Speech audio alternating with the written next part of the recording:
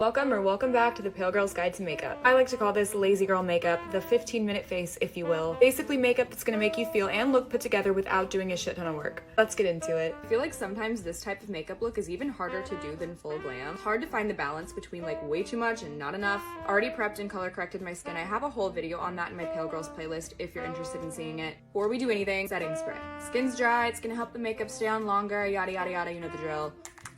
For brows, most days I like to throw on a little gel and call it a day. Don't really like messing with them too much. My right one always looks better than my left one, and that really upsets me. So honestly, the less that I have to do, the better. Difference a little bit of brow gel makes. It's very little effort, but it makes you look like you know what you're doing and that you actually tried. It's the goal, babe. That's always the goal. Have redness, breakouts, whatever it is that you're trying to cover up. I like to spot conceal before I go in with foundation. The Kosas concealer in the shade 0.5.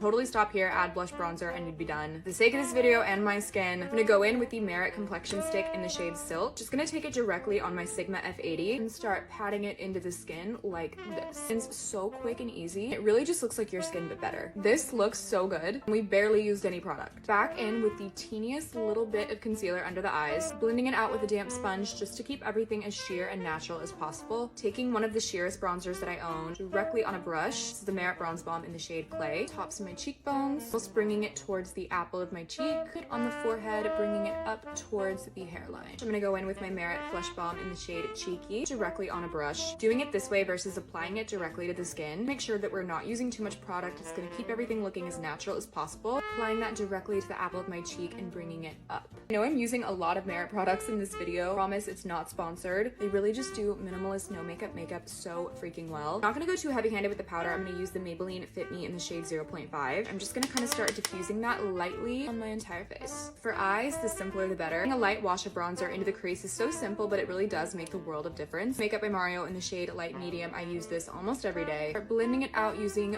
windshield wiper motions. It ties everything together without looking like you're doing the most. This is a step I refuse to skip no matter what look I'm doing. Hairdryer works too. This is just ingrained in my routine at this point. Go in with my Redhead Revolution mascara. Have it in the shade Genuine Ginger. Really just mainly focusing it on the outer corners. A little bit of the Milani Fruit Fetish lip oil, shade 120 Strawberry Melon, for a little bit of hydration and pop of color.